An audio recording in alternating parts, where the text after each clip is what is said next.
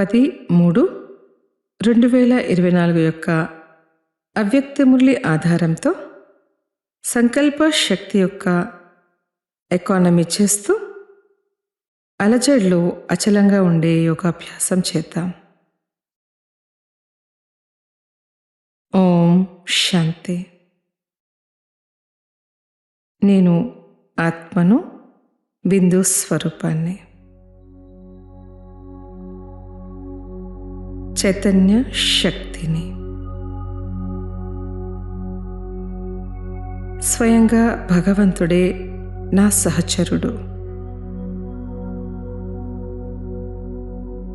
నేను పద్మపదం భాగ్యశాలిని.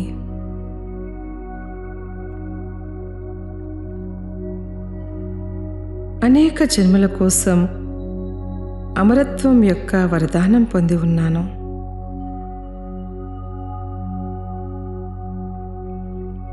స్వయం భగవంతుడు నా మస్తకంపై స్మృతి తిలకాన్ని పెట్టారు.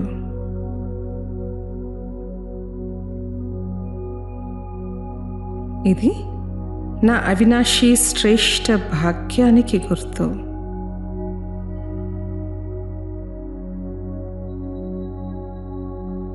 నేను చాలా సంతోషంగా ఉన్నాను. నా అలౌకిక సంతోషానికి అవధులే లేవు.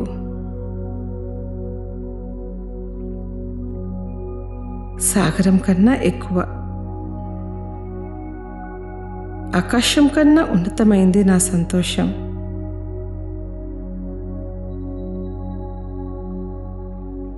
నా సంతోషం ఒక వికసించి ఉన్న ఆత్మిక గులాబీ లాంటిది.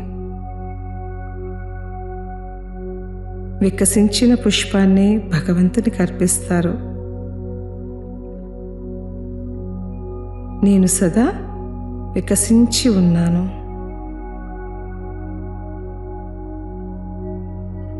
బాబా కోసం అర్పితమై ఉన్నాను. ఎప్పుడు కూడా వాడిపోను. నేను వికసించిన పుష్పాన్ని అతి ప్రియంగా ఉన్నాను.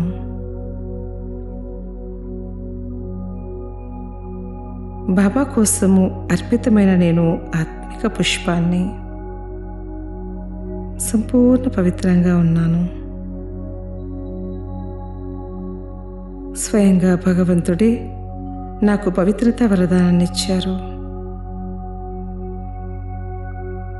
బ్రహ్మ తండ్రి సమానంగా నా ప్రతి సంకల్పంలో, మాటలో, కర్మలో పవిత్రతా సుగంధం, పావనమైన వైబ్రేషన్స్ వ్యాపిస్తున్నాయి.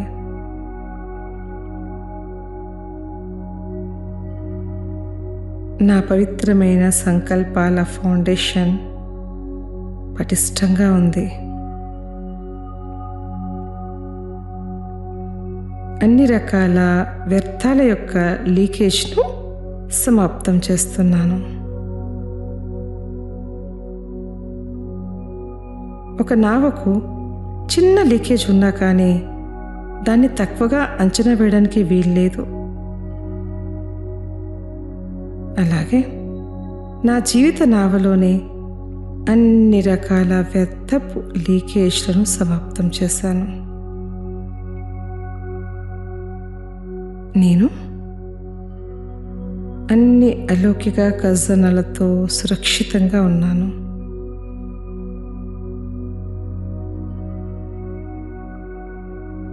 నా సర్వశ్రేష్ఠ సంకల్పాల ఖజానాను విశ్వ కళ్యాణం ప్రతి కార్యంలో పెడుతున్నాను. ప్రతి సంకల్పంలో ఎకానమీ అయి ఉన్నాను. సాధనలో మగ్నమై ఉన్నాను. సాధనల్లో చిక్కుకొని ఉండను. సాధనలను ఉపయోగిస్తూ వాటి ఆధీనత నుంచి అతీతంగా ఉంటున్నాను. ఏదైనా సైన్స్ సాధనం, మొబైల్, టీవీ, ఇంటర్నెట్ వాహనాలు, దేని యొక్క ఆధీనతలో లేను నేను. నిరాధారమైన సాధన అభ్యాసం చేస్తున్నాను. నిరాధార్, నిర్భయ్, సాక్షి స్థితి అనుభవం చేస్తున్నాను. ప్రపంచంలో ఏమైనా అవని అనంతమైన నాటక రంగాన్ని ఎదురుగా తెచ్చుకుంటున్నాను.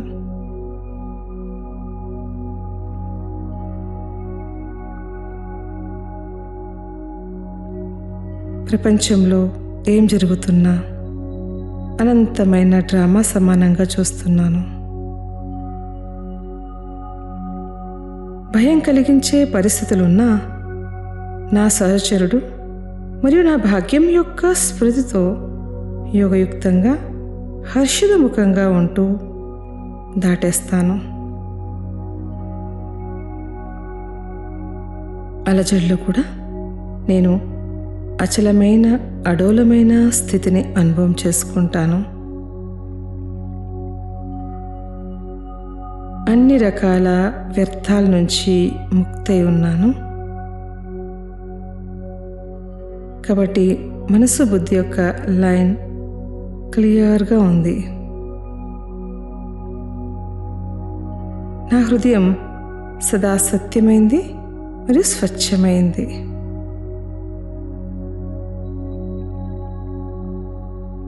హృదయంలో సత్యత, పరివారంలో సత్యత మరియు తండ్రితో కూడా సత్యంగా ఉంటాను. సత్యమైన హృదయం పైన సాహెబ్ రాజీ అవుతారు.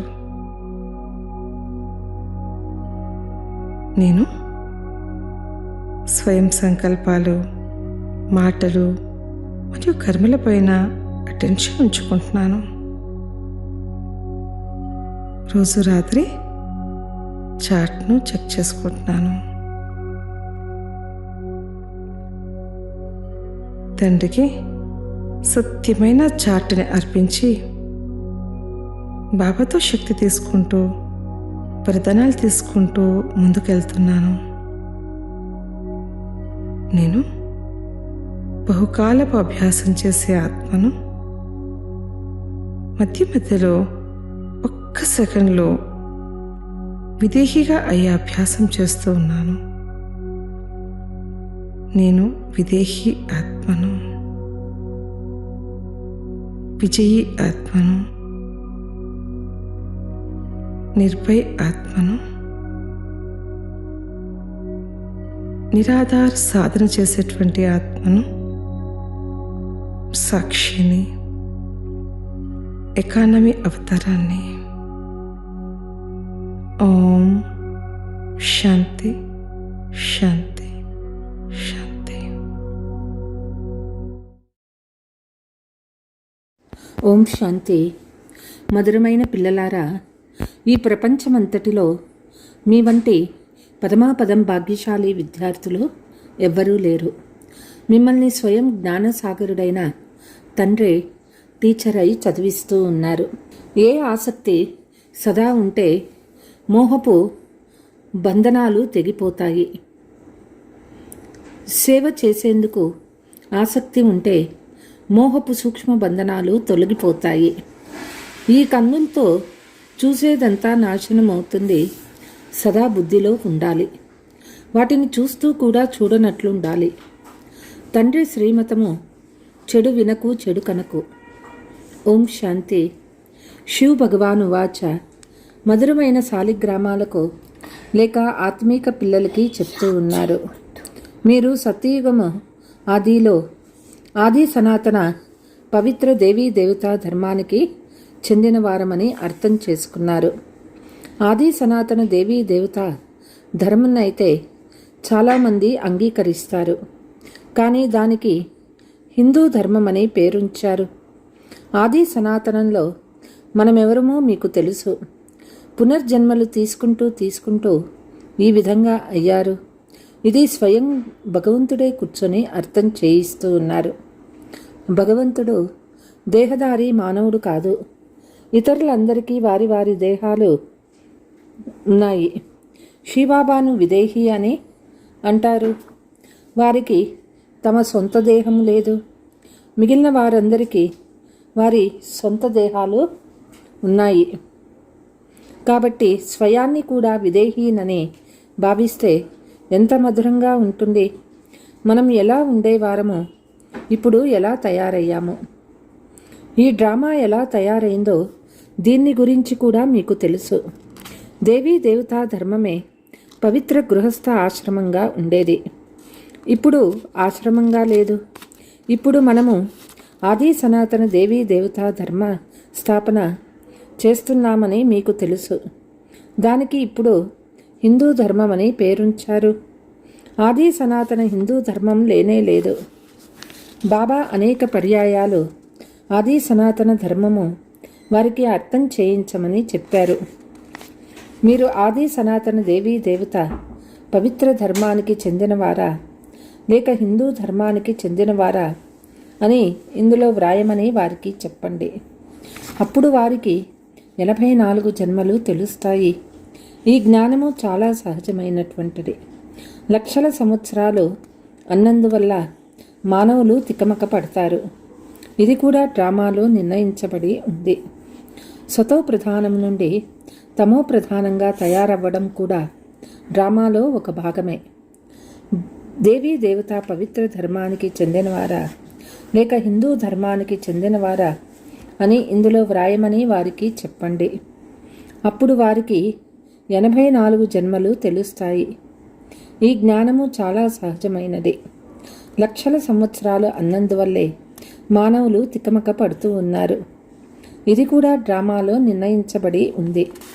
సతో ప్రధానం నుండి తమో ప్రధానంగా తయారవుతూ కూడా డ్రామాలో ఒక భాగమే. దేవతా ధర్మం వారే 84 జన్మలు తీసుకుంటూ చాలా చీచీగా అయ్యారు. మొదట భారతదేశం ఎంతో ఉన్నతంగా ఉండేది. భారతదేశాన్నే మహిమ చేయాలి.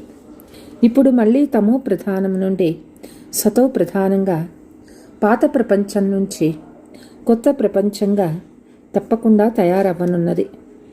పోను పోను మీ మాటలు అందరూ తప్పకుండా అర్థం చేసుకుంటారు. గాఢ నిద్ర నుండి మేల్కోండి. తండ్రిని వారసత్వాన్ని స్మృతి చేయమని అందరికీ చెప్పండి. పిల్లలు మీరు రోజంతా సంతోషంగా ఉండాలి. ప్రపంచమంతటిలో భారతదేశమంతటిలో మీ వంటి పరమాపదం భాగ్యశాలి విద్యార్థులు మరెవ్వరూ లేరు.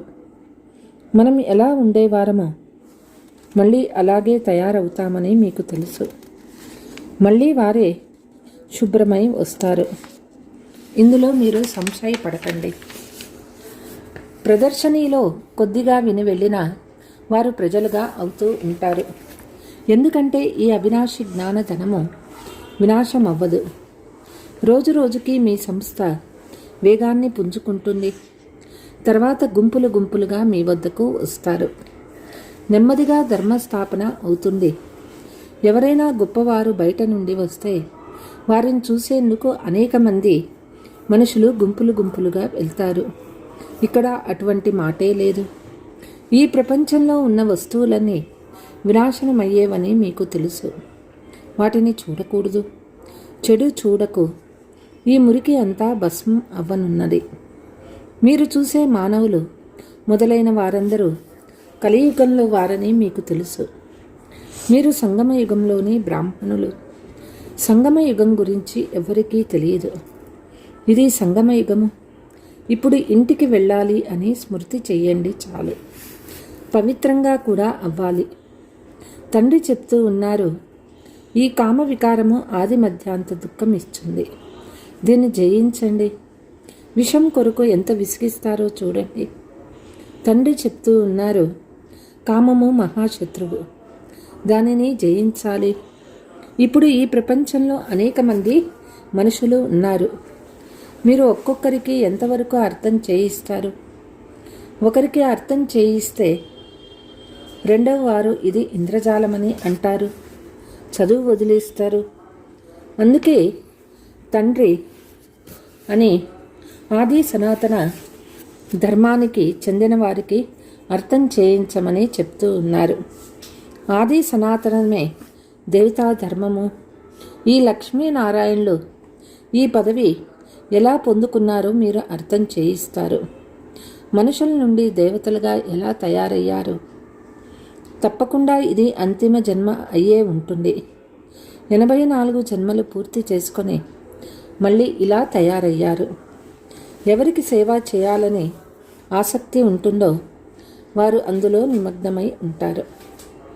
మిగిలిన అన్ని వైపుల నుండి మోహము మొదలైనవన్నీ తొలగిపోతాయి. ఈ కళ్ళ ద్వారా చూసేదంతా మరిచిపోవాలి. చూసినా చూడనట్లుండాలి. చెడు చూడకు. మానవులు కోతుల చిత్రాలను తయారు చేస్తారు. ఏమాత్రము అర్థం చేసుకోరు. పిల్లలు ఎంత శ్రమ చేస్తారు. ఇతరులకి తెలిపి అర్హులుగా తయారు చేసేవారిని బాబా సభాష్ అని మెచ్చుకుంటారు. బహుమతి కూడా చేసి చూపించిన వారికి లభిస్తుంది. బాబా మనకి ఎన్ని బహుమతులు ఇస్తున్నారో మీకు తెలుసు. మొదటి నెంబర్ బహుమతి సూర్యవంశ రాజధాని. 2వ నెంబర్ చంద్రవంశపు రాజధాని. నెంబర్ వారుగా ఉండనే ఉంటాయి. భక్తి మార్గంలో శాస్త్రాలు కూడా ఎన్నో కూర్చొని తయారు చేశారు.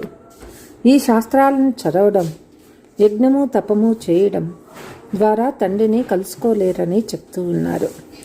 రోజు రోజుకి ఎంతో పాపాత్ములుగా అవుతూ పోతారు. పుణ్యాత్ములుగా ఎవరు అవ్వరు. తండ్రి స్వయంగా వచ్చి పుణ్యాత్ములుగా తయారు చేస్తారు. ఒకటేమో హద్దులోని దాన పుణ్యాలు, రెండవది బేహద్దు భక్తి మార్గంలో పరోక్షంగా ఈశ్వరార్థం దాన పుణ్యాలు చేస్తారు. అయితే ఈశ్వరుడు ఎవరో వారికి తెలియనే తెలియదు. ఇప్పుడు మీకు తెలుసు. శివబాబా ఎలా ఉన్నా మనల్ని ఎలా తయారు చేస్తారో మీరు అందరికీ చెప్తారు. భగవంతుడు ఒక్కరే వారిని సర్వవ్యాపి అని అనేశారు. జనులు ఏం చేశారో మీరు వారికి విపులంగా అర్థం చేయించాలి. మీ వద్దకు వచ్చి కూడా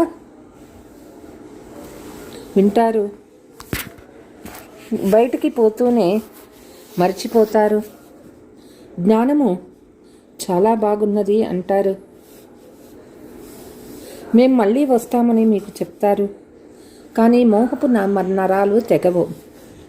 మోహజీత్ రాజా కథ ఎంత బాగుంది. ఫస్ట్ క్లాస్ మోహజీత్ రాజా ఈ లక్ష్మీనారాయణలే. కానీ మానవులు అర్థం చేసుకోరు. ఆశ్చర్యం కదా. పైకి వెళ్ళి ఒకసారి కిందకి పడిపోతారు. పిల్లలు ఆడుకుంటారు. పైకి వెళ్ళి ఒక్కసారిగా కిందకి దిగుతారు. ఈ ఆట చాలా సులభమైనది. బాగా ధారణ చేసుకొని చీచీ పనులు ఏవీ చేయరాదని తండ్రి చెప్తూ ఉన్నారు. నేను బీజరూపుడను, సచ్చిత ఆనంద స్వరూపుడును, జ్ఞానసాగరుడని తండ్రి చెప్తారు. జ్ఞానసాగర్లు పైనే కూర్చొని ఉంటారా? ఎప్పుడో ఒకసారి వచ్చి జ్ఞానం ఇచ్చి ఉంటారు. జ్ఞానం ఏమిటో కూడా ఎవరికీ తెలియదు. నేను మిమ్మల్ని చదివించేందుకు వస్తాను. రెగ్యులర్గా చదువుకోవాలి.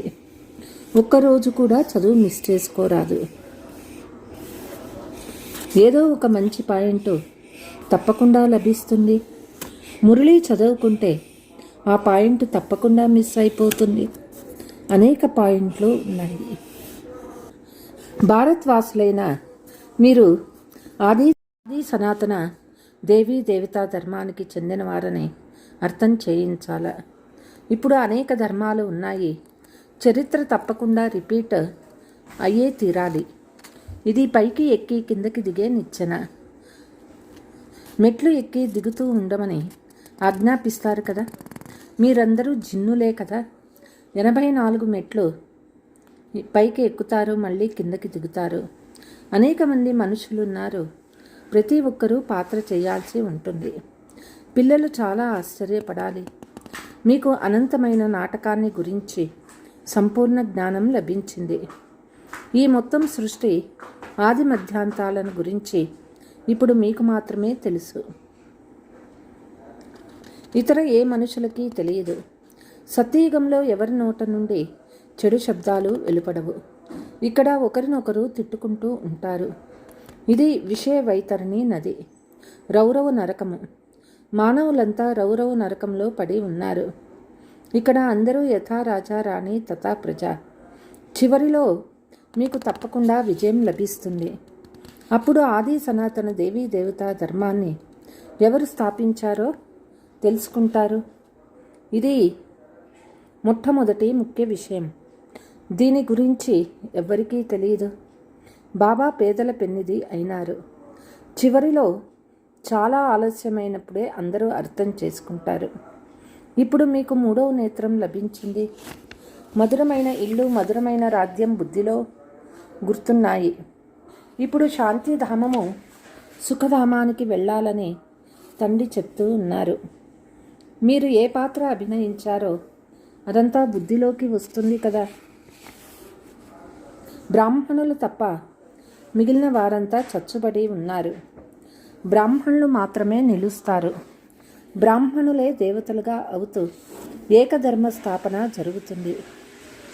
ఇతర ధర్మాలు ఎలా స్థాపన అవుతాయో మీ బుద్ధిలో ఉంది.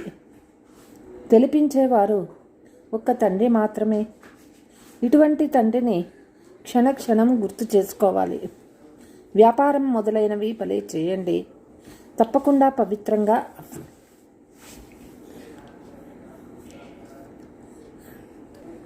ఆది సనాతన దేవీ దేవతా ధర్మం పవిత్రంగా ఉండేది.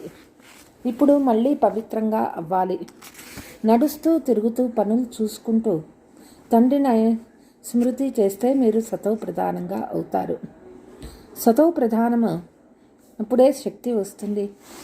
స్మృతి యాత్ర చేయకుండా ఉన్నత పదవిని ఎవ్వరూ పొందలేరు.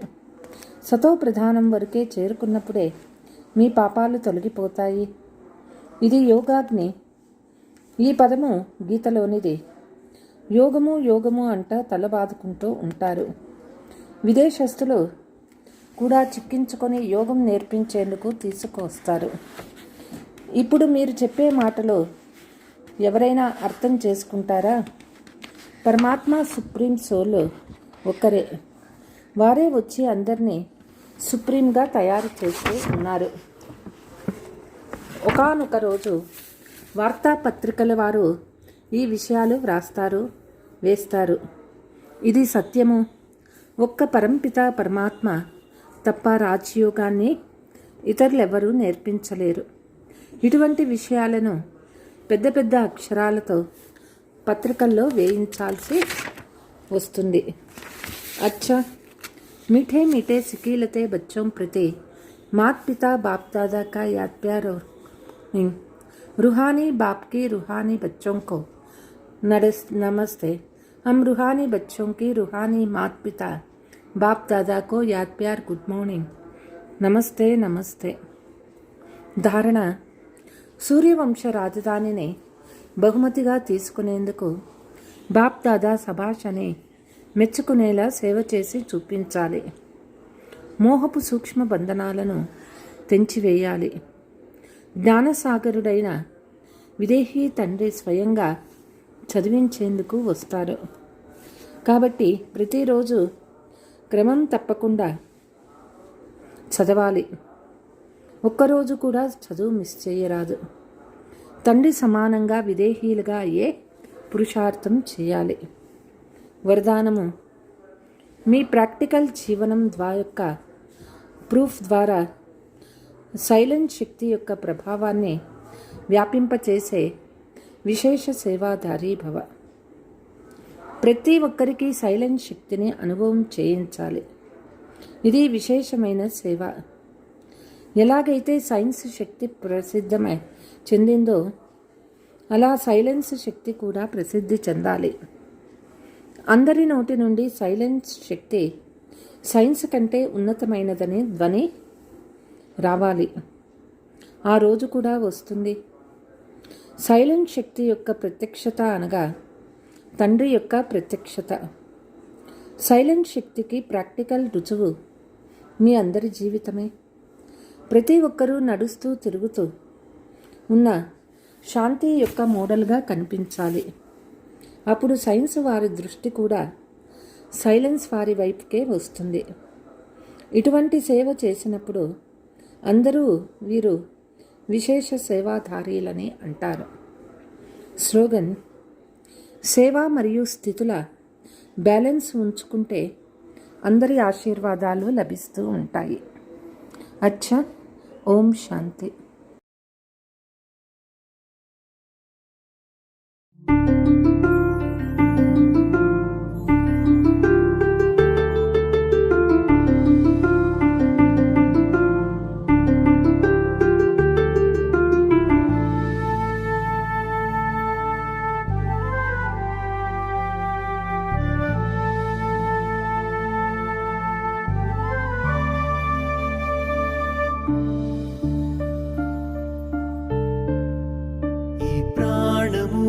దేహము ఆత్మలేఖలేదుగా, ఏ పాశము బంధము ఆత్మలేఖరాదుగా.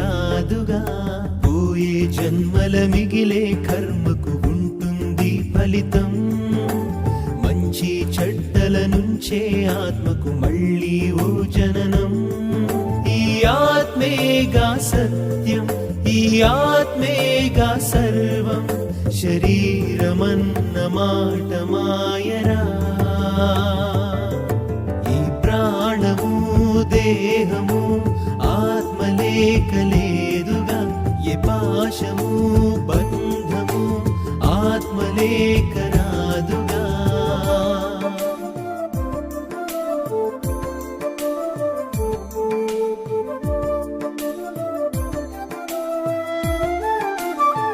నీ ఆత్మకు ఉండే రూపం చిరుబిందువుగా, ఆ ఆత్మకు తీయని బంధం పరమాత్ముడుగా.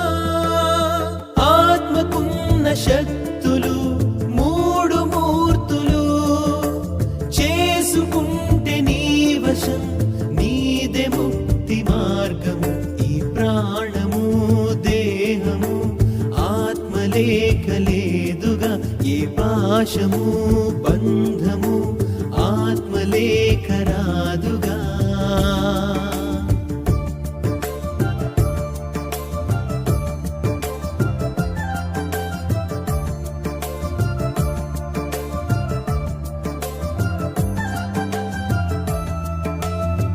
నువ్వు ఏమని అనుకుంటావో జరిగేను సుమా. చెడుగా నువ్వు ఆలోచిస్తే అది ఏ కర్మ.